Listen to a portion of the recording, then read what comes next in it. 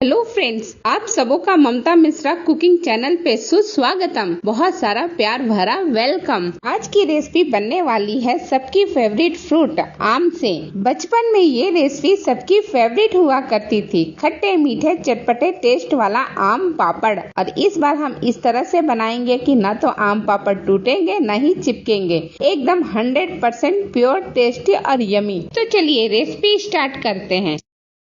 आम पापड़ खट्टे मीठे स्वाद का होता है, इसलिए हमने 2 पके आम और 1 कच्चे आम अपने कंपाउंड से तोड़ करके छोटे छोटे पीसेज में कट कर लिया है। कट करने के पहले इसे अच्छी तरह से धो करके छिलका उतार करके ही कट कीजिएगा। वेट में कहा जाए तो पक्के आम आधा किलो और कच्चा आम 250 ग्राम के करीब था। अब इन दोनों आम के पीसेज को हम मिक्सी के जार में डाल देते हैं और इसे अच्छी तरह से ग्राइंड कर लेंगे, बिल्कुल बारीक सा। छोटे छोटे पीसेज ना भी रहे, बड़े चंक्स भी रहेंगे आम के, तो भी ग्राइंड तो हो जाएगा, थोड़ा सा टाइम लगेगा, इसलिए मैंने छोटे पीसेस किए। चलिए ग्राइंड करने के बाद मैं दिखाती हूँ कि कैसा पीस करके रेडी हुआ है। ये देखिए बिल्कुल स्मूथ सा पीस करके रेडी हो गया है। इसे पीसने में पानी का यूज नहीं किया है। आपको स्पून से भी लेकर के दिखाती हूँ, बिल्कुल कहीं भी गांठें नहीं है, कहीं भी चंक्स नहीं है। लेकिन फिर भी हम सेफर साइड के लिए एक और काम करेंगे, इसे छान लेंगे। नीचे बाउल रखिए, बाउल के ऊपर छन्नी रखिए, उसके ऊपर सारे आम रख लीजिए। इसे अच्छी तरह से चम्मच से चला चला करके छानिएगा,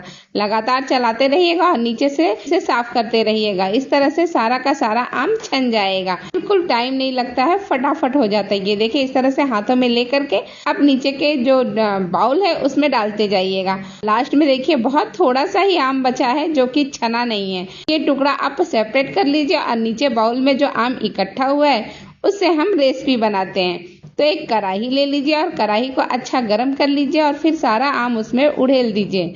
और ये आम का जो प्यूरी है उसे लगातार चलाते हुए पकाइएगा। जब इसमें बॉयल आने लगे, हल्का सा बॉयल आने लगे, तब हम इसमें शक्कर डाल देंगे। तो शक्कर मैंने डाला है पौना कप के करीब। हाँ ठहरिए, मैं आपको कप भी दिखाती हूँ कि कितना बड़ा कप है। बस इतना बड़ा कप है, नॉर्मल जो कप होता है उस साइज का, उससे पौना कप शक्कर हमने डाल दिया है। और अब देखिए ये अच्छी तरह से खौलने लगा है, बहुत छींटे भी आ रही है, तो इसके लिए ढक करके इसे पकाइए। इस तरह से लीड लगा दीजिए और बीच बीच में चलाते रहिएगा। 15 से 20 मिनट तक इसी तरह से पकने दीजिए लो फ्लेम पे। जब तक आम का पल्प पकता है तब तक चलिए थाली तैयार कर लेते हैं। तो थाली में हमने आधा चम्मच के करीब घी डाला है और इसे अच्छी तरह से उंगलियों के हेल्प से या फिर ब्रश के हेल्प से फैला लीजिए। इसी में हम पल्प डालने वाले हैं। इसी तरह से मैंने 2 थाली रेडी किया है। अब 15 से 20 मिनट का टाइम हो गया, तो चलिए हम चेक कर लेते हैं पल्प कितना गाढ़ा हुआ है। काफी ठीक हो चुका है, काफी गाढ़ा हो चुका है। तो अब हम इसमें डालने वाले हैं नींबू का रस, जो इसे खट्टेपन का स्वाद देगा। तो मैंने आधा नींबू का रस अच्छी तरह से निचोड़ करके डाल दिया। मैंने कच्चा आम डाला है इसलिए नींबू थोड़ा कम डाल रही हूँ, नहीं तो आप 1.5 नींबू डाल दीजिएगा अगर कच्चा आम नहीं डाल रहे हैं तो। और सबको अच्छी तरह से मिला करके अब देखिए एक जगह इकट्ठा सा होने लगा है। अब काफी गाढ़ा हो चुका है पल्प। तो फ्लेम को बंद करते हैं और थोड़ी देर में इसे हम जिस प्लेट में घी लगाया ना उसमें पलट देते हैं। बस 2 मिनट के बाद, 2 मिनट में ये और गाढ़ा हो चुका है। तो इसे हम डाल देते हैं थाली में, जिसे हमने अच्छी तरह से घी से ग्रीस किया था। और थोड़ा डालने के बाद आधा डाल रहे हैं एक्चुअल में, और आधा दूसरे थाली में डालेंगे। और इसे अच्छी तरह से फैला लीजिएगा, थोड़ा सा थाली को टेढ़ा कर करके अच्छी तरह से चारों तरफ फैला लीजिएगा और एक थिक सा लेयर बन जाएगा। अब इसे हमें सूखने देना है।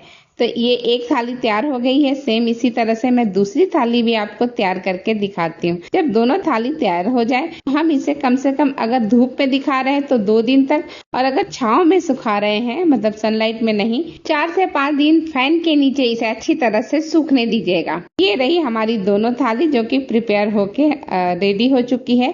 तो चलिए अब इसे सुखा भी लेते हैं। तो सुखाने के बाद हम मिलते हैं आपसे। 4 से 5 दिन के अंदर अच्छी तरह से छांव में ही ये सूख चुका है। हमने धूप बिल्कुल नहीं दिखाया क्योंकि बारिश का सीजन आ गया है तो धूप नहीं दिखा पाई। तो इसे मैंने छांव में ही सुखा लिया। अब इस तरह से आप चाकू से थोड़ा साइड अलग कर लीजिए और फिर हाथों से हल्का सा प्रेशर देते हुए, बहुत ज्यादा प्रेशर भी नहीं देना है नहीं तो टूट जाएगा, हल्का हल्का प्रेशर देते हुए अलग कर लीजिए थाली से। सूखने के बाद इसे प्लेट से या थाली से अलग करना बहुत आसान हो जाता है, बहुत इजीली अलग हो जाता है। ये देखिए एक आम पापड़ हमारा अच्छी तरह से निकल चुका है, बिल्कुल बढ़िया सा। देखिए कलर और टेक्सचर कितना बढ़िया है। थाली को हम पीछे से उलाट देते हैं, उल्टा कर देते हैं और उल्टे थाली पे इसे फैला देते हैं।